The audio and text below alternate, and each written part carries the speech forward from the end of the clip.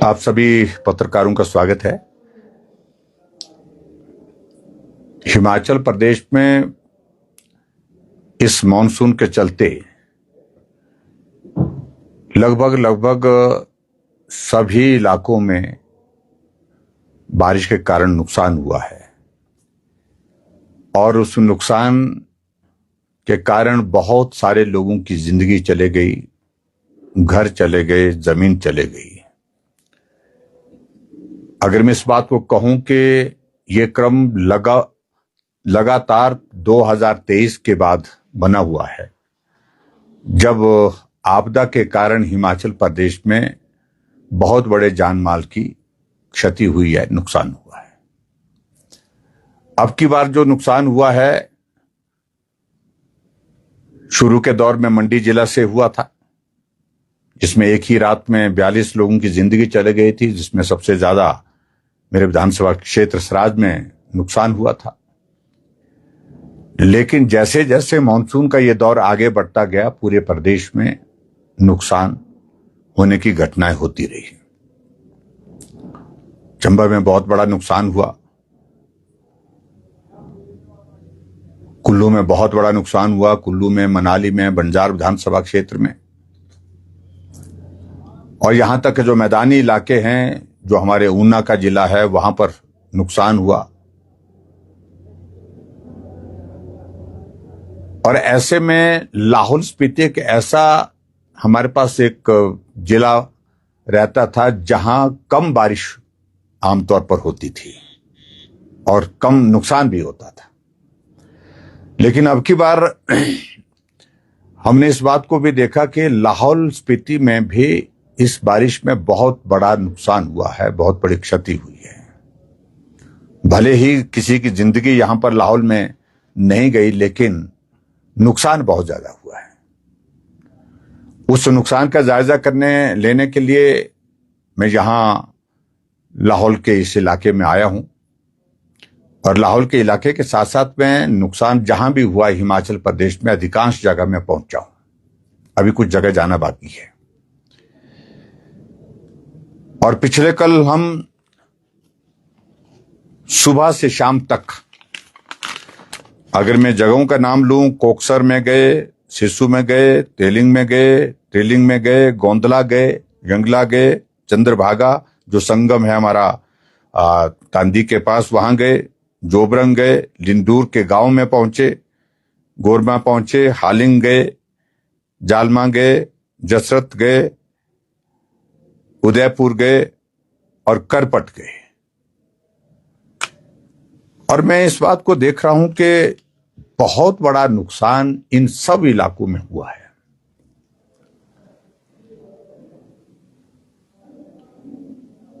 और खास तौर से पहली बात को लेकर के जो हमारे लिए बड़ा चिंता का विषय है कि लाहौल के लोगों के लिए आय का जरिया जो कैश क्रॉप्स होती है हमारी, वो एक बहुत बड़ा आय का जरिया होता है, चाहे वो गोभी है, चाहे मटर है, चाहे आलू है।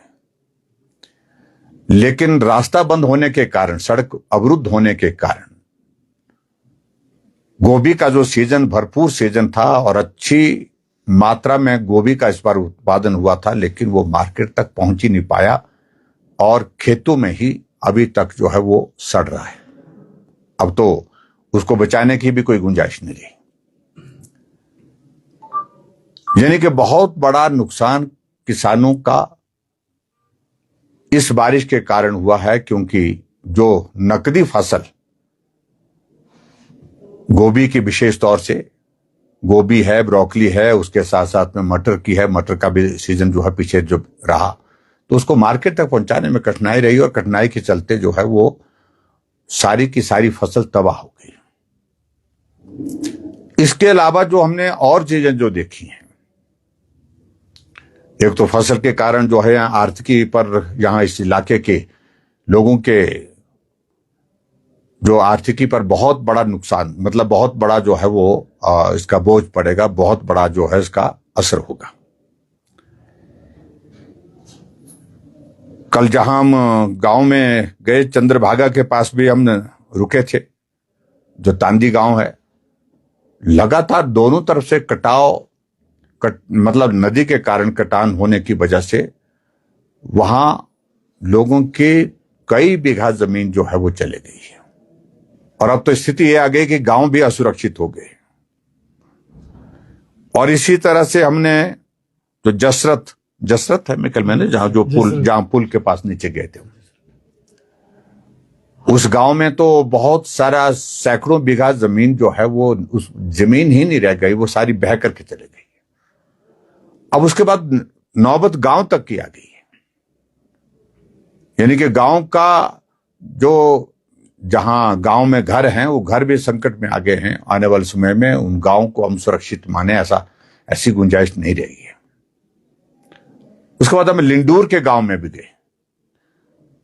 काफी ऊंचाई पर होने के बावजूद भी उस गांव में भी ऊपर से भूस्खलन हो रहा है, दोनों तरफ से हो रहा है। बीच में गांव है, दोनों तरफ से कटाव होने की वजह से बहुत बड़े नुकसान वहां पर हुआ है और गांव असुरक्षित हुआ है। घरों में दरारों के साथ साथ में आंगन बैठ गए हैं, धंस रहे हैं। और ऐसे में लिंडूर के गांव को भी आने वाले समय में सुरक्षित स्थान पर ले जाने के लिए व्यवस्था होगी, ऐसा लगता है कि ऐसे हालात पैदा हो रहे हैं। उसके बाद हम पीछे उदयपुर से होकर के करपट के गांव गए और करपट के गांव में तो हमने इस तरह से तबाही देखी है कि वो गांव के सारे लोग घर छोड़ करके, बहुत सारे घर तो बैग करके चले गए, जमीन थी वो भी बैग करके चले गए। इतनी बड़ी बड़ी चट्टानें वहां पर आई हैं जिसके चलते जो है वो एक दहशत का, एक डर का एक माहौल वहां पर हो गया है। और उसके चलते ये स्थिति बन गई है कि वहां के लोग जो है वो टेंटों में रह रहे हैं, दूसरी जगह सुरक्षित स्थान में जाकर के घर छोड़ करके रह रहे हैं। और आने वाले समय में मैं वहां पर देख रहा हूं जो हालात बने, उस गांव में किसी तरह से भी रहना सुरक्षित नहीं होगा।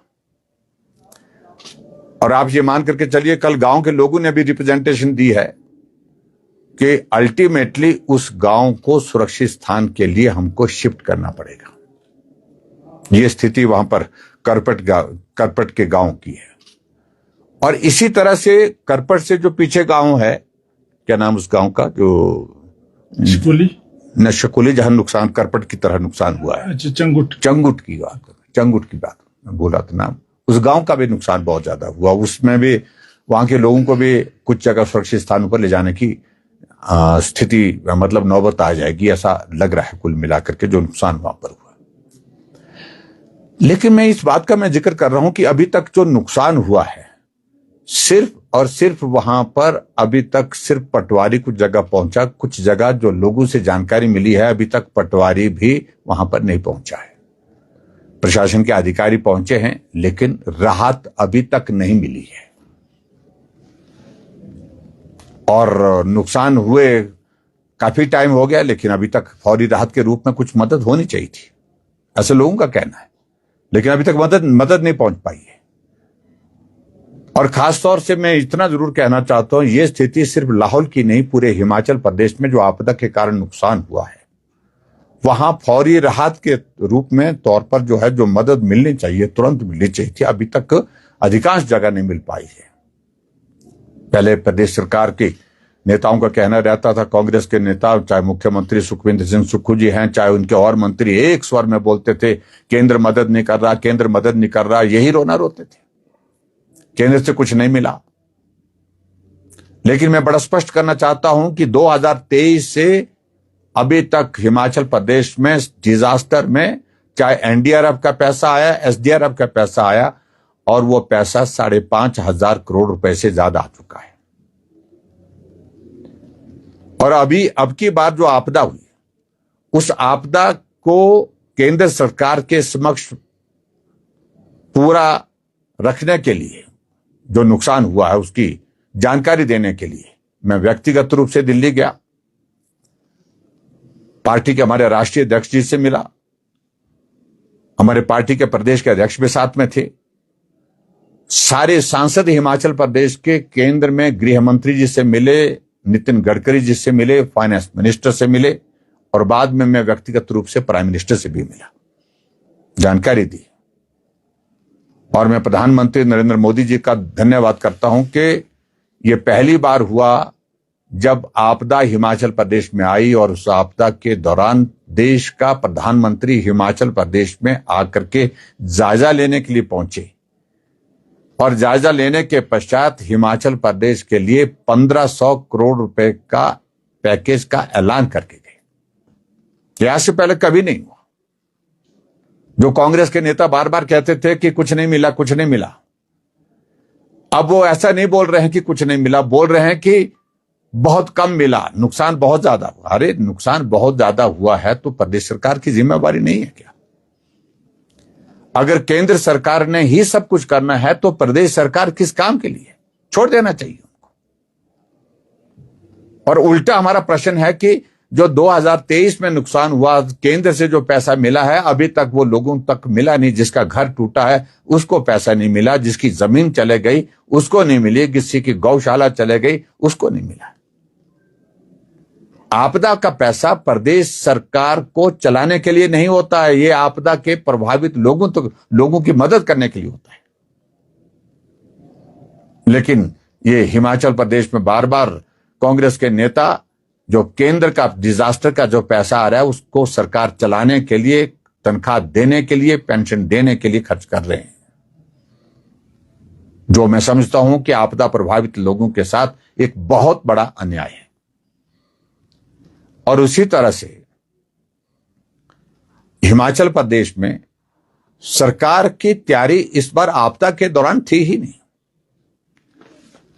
अगर आपके पास लाहौल में गोभी का भरपूर सीजन के दौरान रास्ता बंद हो गया तो ऑल्टरनेटिव अरेंजमेंट किए जा सकते थे, लेकिन सरकार को कोई लेना देना नहीं। ऐसा लगता है कि हिमाचल प्रदेश में जो हालात बने उस हालात के मुताबिक यहां के लोगों को अपने हाल पर छोड़ दिया गया है। मैं समझता हूं ये बहुत दुर्भाग्यपूर्ण है। और बार बार मैं देख रहा हूं कांग्रेस के नेता बार बार स्टेटमेंट दे रहे हैं कि प्रधानमंत्री जी ने जो राहत दी है वो पैसा जो स्कीम की शेप में नहीं, वो पैसा सीधा जो है बैंक में आना चाहिए, खाते में आना चाहिए। पैसा केंद्र से मिलेगा, प्रदेश को मिलेगा, लेकिन प्रदेश में उस पैसे को खर्च करने का जिम्मा प्रदेश की सरकार का है। अगर पुराना अनुभव हम देखें तो वो अनुभव ठीक नहीं रहा है, इस बात को हम बड़ा साफ कह रहे हैं। चुन चुन करके उन लोगों को राहत देने के काम करने की कोशिश हुई जो एक दल से, उनके पार्टी से, उनकी पार्टी से संबंध रखते थे। इसलिए मैं प्रदेश सरकार से इस बात के लिए आग्रह करता हूं कि निश्चित रूप से जो आपदा का पैसा है वो आपदा प्रभावित लोगों को मिले। और उसके पश्चात जो आग्रह हमको यहां पर मिले हैं, पिछले कल सुबह से शाम तक हम लोगों के बीच में जब रहे हैं तो लोगों ने बहुत सारे सुझाव दिए हैं, आग्रह दिए हैं। मैं प्रदेश सरकार के समक्ष भी रखूंगा, उनको भी बोलूंगा, और उसके साथ साथ में जो केंद्र के साथ जो विषय उठाने के हैं केंद्र के साथ भी बात करूंगा। लेकिन हमारी ये कोशिश है कि जिस प्रकार से हिमाचल प्रदेश में आपदा के दौरान भारतीय जनता पार्टी के कार्यकर्ताओं ने अपने सहयोग से आपदा प्रभावित लोगों को मदद की है। राशन जहां खत्म था राशन पहुंचाया, सामान जो पहुंचाना था वो सामान पहुंचाया, चंबा के इलाके में, मंडी के इलाके में, कुल्लू के इलाके में। लेकिन कांग्रेस पार्टी जो सत्ता में है, इनका एक भी नेता, एक भी आदमी, एक भी कार्यकर्ता हमको राहत के लिए मदद करते हुए नहीं देखा। कुल मिलाकर के हमारा ये कार्यक्रम आज पूरा हो रहा है। सभी प्रभावित इलाकों में प्रमुख रूप स्थानों पर हम गए हैं और आज उसके पश्चात हमारा यहाँ पर पार्टी के सब साथियों के साथ यहाँ पर मिलना भी हुआ था। और आज हमारे पार्टी के संस्थापक नेता के रूप में पंडित दीनदयाल उपाध्याय जी की जयंती भी है, वो कार्यक्रम भी हमने यहां पर किया। उनके जीवन से हम सबको प्रेरणा लेकर के समाज के लिए, समाज सेवा के लिए काम करना है। जनसंघ के समय पंडित दीनदयाल जी जनसंघ के अध्यक्ष भी रहे हैं और आज ये भारतीय जनता पार्टी का वर्तमान स्वरूप अगर आप देख रहे हैं, आज हमारी पार्टी देश की नहीं दुनिया की सबसे बड़ी पार्टी है और सबसे बड़ी पार्टी बनाने के लिए उनका एक बहुत बड़ा योगदान रहा वैचारिक दृष्टि से, संगठन की दृष्टि से। इसलिए उस कार्यक्रम के तहत और उसके साथ साथ में अभी हमने आज स्वच्छता का कार्यक्रम भी यहां पर किया है। पिछले कल रक्तदान भी हुआ, 40 नौजवानों ने रक्तदान किया है यहां पर। उनका भी मैं धन्यवाद करता हूं क्योंकि प्रधानमंत्री नरेंद्र मोदी जी के जन्म के उपलक्ष्य में जो हमारा कार्यक्रम का जो स्वरूप बना है, जो पखवाड़ा, सेवा पखवाड़ा के रूप में, उसके तहत स्वच्छता का कार्यक्रम, उसके तहत वृक्षारोपण का कार्यक्रम, उसके तहत रक्तदान शिविर का आयोजन करने के कार्यक्रम, ऐसे अनेकों कार्यक्रम जो किए जा रहे हैं। और आज रक्तदान के जो साथी थे उनको हमने सर्टिफिकेट भी दिए और उसके साथ स्वच्छता का कार्यक्रम भी किया। कुल मिलाकर के अगर मैं कहूं, अगर लाहौल में आकर के यहाँ के विकास को एक तरह से पूर्ण रूप से ग्रहण लग गया। पूरे हिमाचल प्रदेश की स्थिति भी वैसी है और वही स्थिति आज लाहौल स्पीति की भी है। कोई भी विकास कार्य यहां पर आज की तारीख में नहीं हो पा रहा है। भले ही सरकार कांग्रेस पार्टी की हिमाचल प्रदेश में है, विधायक कांग्रेस पार्टी की है, लेकिन मैं देख रहा हूं कि सब विवश होकर के लोग आज के हालात में जो यहां पर लाहौल स्पीति में जो स्थिति बनी है, जो नुकसान हुआ है, उस भरपाई के इंतजार के लिए राहत का इंतजार कर रहे हैं, लेकिन राहत अभी तक नहीं मिल पाई है। और ना ही यहाँ की जो विधायक है वो स्वयं इस बात को कहती है कि आर्थिक संकट है प्रदेश में और उस संकट के चलते यहाँ पर जो विकास कार्य जो है वो धीमे हैं। अपने ही लोगों को वो समझाने लगी है कि अभी थोड़ा सब्र रखे, सही में रखे। और इससे जाहिर होता है कि कांग्रेस पार्टी में भी बहुत बड़ी उथल पुथल चल रही है। नाराजगी का माहौल, निराशा का माहौल पूरे प्रदेश भर में जो है, वही माहौल यहाँ लाहौल स्पीति में भी है। Thank you.